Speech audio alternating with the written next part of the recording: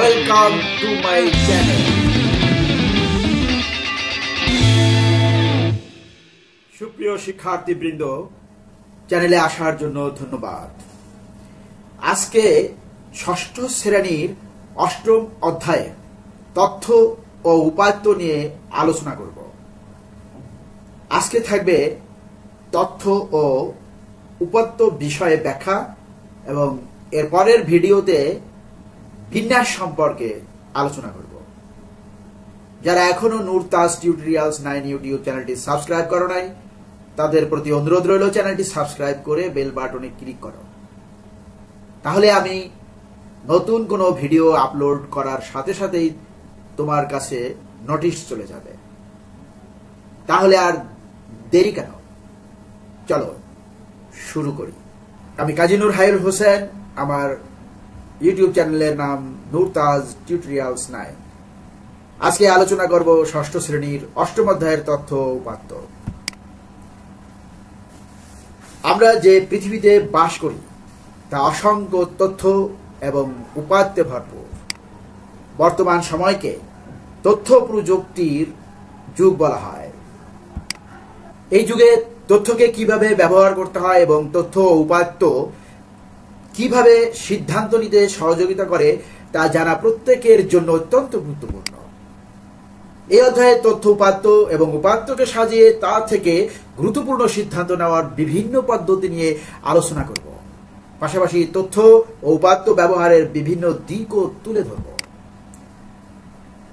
বিষয়বস্তুগুলো সঠিকভাবে বুঝতে পারলে অনেক বাস্তব সমস্যার সমাধান করা সহজ হবে। এই অধ্যায়টি পড়ার শেষে তোমরা যা শিখতে পারবে, তথ্য ও উপাত্ত কি তা ব্যাখ্যা করতে পারবে। শ্রেণী ব্যবধান ছাড়া অবিন্যস্ত উপাত্তের গড়, মধ্যক ও প্রচুরক নির্ণয় করতে পারবে। অবিন্যস্ত মানে যেটা সাজানো না। রেখাচিত্র আঁকতে পারবে। অঙ্কিত রেখাচিত্র বর্ণনা করতে পারবে।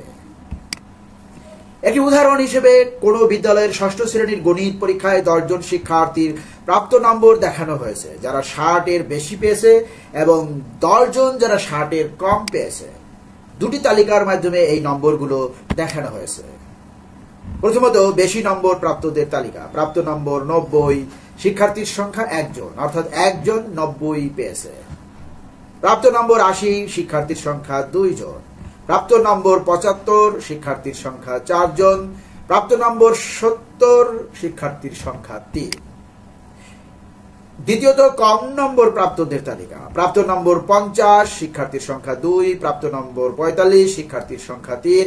প্রাপ্ত নম্বর 40, শিক্ষার্থীর সংখ্যা 3। প্রাপ্ত নম্বর 35, শিক্ষার্থীর সংখ্যা 2। এই অংশে বলা হয়েছে যে উপরের তুলনামূলক তালিকা দুটি থেকে নম্বরগুলো বিশ্লেষণ করে প্রয়োজন অনুযায়ী পদক্ষেপ নেওয়া যায়। সুতরাং কোনো ঘটনা বা বিষয়ের সংখ্যা ভিত্তিক তথ্য কিভাবে পাওয়া যায় এবং কিভাবে প্রয়োগ করা হয় সে সম্পর্কে পরিষ্কার ধারণা থাকা প্রয়োজন। উপরের তালিকাগুলোতে যে বেশি ও কম নম্বর দেখানো হয়েছে সেগুলোকে সংখ্যা ভিত্তিক তথ্য বলা হয়। এই সংখ্যা ভিত্তিক তথ্যগুলোই হলো পরিসংখ্যান। তালিকার প্রতিটি সংখ্যা, যেমন 90, 80, 75, 70 এবং 50, 45, 40, 35, প্রত্যেকটি এক একটি পরিসংখ্যান। পরিসংখ্যানের উপাত্ত ডেটা। ডেটা এর সংজ্ঞা এবং ব্যাখ্যা প্রদান করব। এখানে যা বলা হয়েছে তা হলো উপাত্তের সংজ্ঞা। পরিসংখ্যানে বর্ণিত সংখ্যাসূচক তথ্যগুলোই হলো উপাত্ত।